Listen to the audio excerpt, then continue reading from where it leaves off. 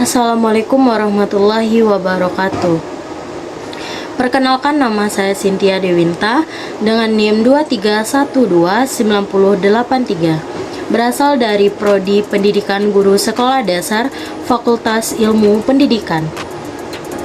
Baiklah, di sini saya akan menjelaskan materi tentang pembelajaran hari ini, mata kuliah pengantar kewirausahaan. Nah, materi-materinya yaitu yang pertama ada bisnis model, ada bisnis model kanvas, ada elemen-elemen dalam bisnis, dan yang keempat ada model kanvas dan kaitannya. Pada prinsipnya, model bisnis tersebut didasarkan pada strategi dan berbagai topik yang terkait dengan strategi bisnis tersebut.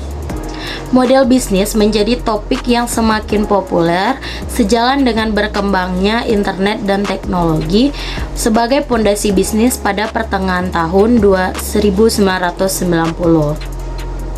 Bisnis model merupakan salah satu cara organisasi dalam merencanakan untuk menghasilkan uang yang dengan waktu yang cukup panjang gitu.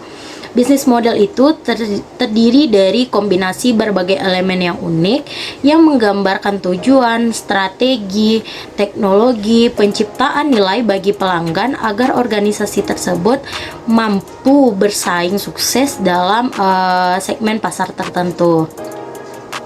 Nah, model bisnis dapat dipakai untuk membantu dalam menguji konsistensi hubungan antar komponennya. Nah, sebagai contohnya, sebuah restoran yang menawarkan makanan lezat disajikan secara berkelas, tentunya dengan harga yang tinggi pada segmen pasar tertentu, haruslah dilihat siapa juru masaknya, seberapa terlatih pramusajinya dalam melayani pelanggan-pelanggannya. Nah, macam-macam model bisnis yang saat ini sangat eksis adalah yang pertama itu adalah bisnis franchise, yang kedua bisnis marketplace, yang ketiga bisnis dropship, yang keempat bisnis subscription, dan yang kelima bisnis manufaktur.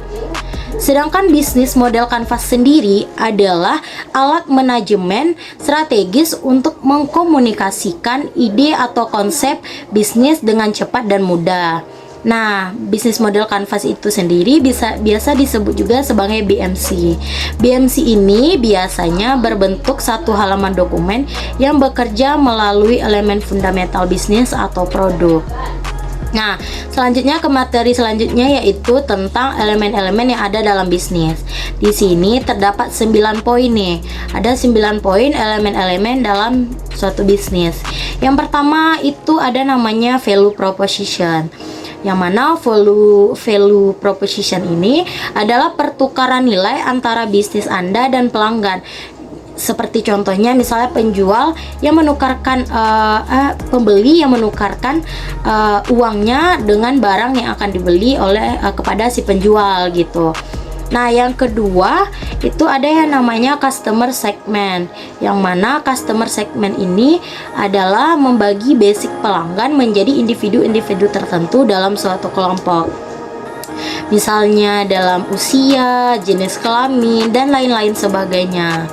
Nah, untuk poin yang ketiga itu ada yang namanya customer relationship, yang mana customer relationship ini artinya bagaimana bisnis dalam berinteraksi dengan para pelanggannya gitu.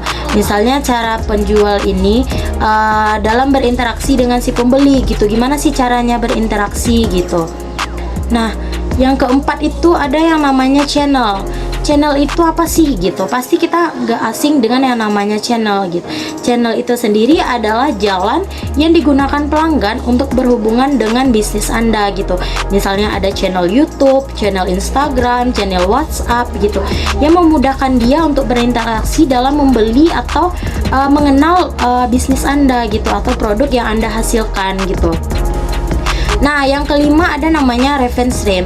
Revenue stream sendiri adalah cara bisnis Anda dalam mengubah value proposition Anda gitu. Seperti yang dijelaskan sebelumnya, value proposition itu adalah pertukaran nilai antara bisnis Anda dan pelanggan gitu.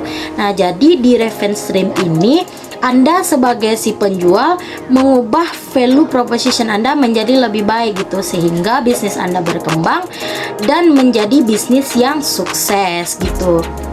Nah, yang keenam, ada yang namanya key activities gitu.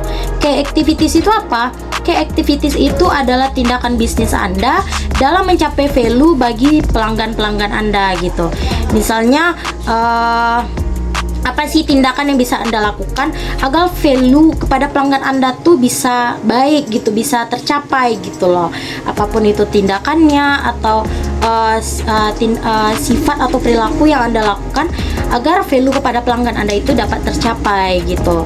Nah, yang ketujuh ada yang namanya key research. Nah, key research ini juga sangat penting dalam sebuah bisnis gitu.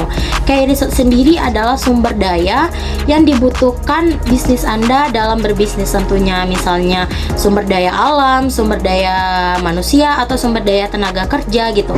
Alat atau bahan yang digunakan dalam berbisnis gitu tentunya itu termasuk ke dalam key research. Nah, yang kedelapan nih, yang kedelapan ada namanya key partner. Nah, pasti kalian sudah nggak asing lagi yang kalau disebut dengan kata partner gitu. Nah, key partner di sini dimaksud dengan daftar perusahaan-perusahaan atau pihak-pihak eksternal lain yang mungkin Anda perlukan gitu. Misalnya dari teman Anda yang juga memiliki usaha atau bisnis gitu. Nah, nanti jika Anda memerlukan modal atau memerlukan yang lainnya, Anda bisa berkontribusi atau bekerja sama dengan perusahaan atau bisnis lain gitu. Yang kesembilan nih, ada yang namanya cost structure. Nah, yang dimaksud cost structure itu apa sih gitu kan? Nah, yang dimaksud cost structure sendiri adalah biaya moneter operasi bisnis. Yang mana yang di sini yang dimaksudkan mulai dari kita memulai bisnisnya gitu sampai kita mendapatkan keuntungan itu dimasukkan ke dalam cost structure gitu. Semua biaya, baik biaya masuk, biaya keluar, itu termasuk ke dalam cost structure sebuah bisnis Anda gitu. Nah, dari bisnis modal kanvas atau BMC tadi, kita dapat melihat nih lebih akurat bagaimana usaha yang akan atau sedang kita jalankan itu berhasil sukses atau tidak nih gitu. Jadi kaitannya itu kita bisa melihat sukses atau enggak bisnis kita yang kita jalani atau yang sedang kita rintis tersebut gitu. Nah, serta dengan BMC ini kita juga dapat menata kembali gitu, menata bisnis kita agar bisa menjadi bisnis yang lebih matang ke depannya, bisnis yang lebih sukses, yang lebih besar tentunya. Nah, mungkin itu saja penjelasan pembelajaran singkat saya pada hari ini. Terima kasih atas perhatiannya. Saya tutup. Assalamualaikum warahmatullahi wabarakatuh.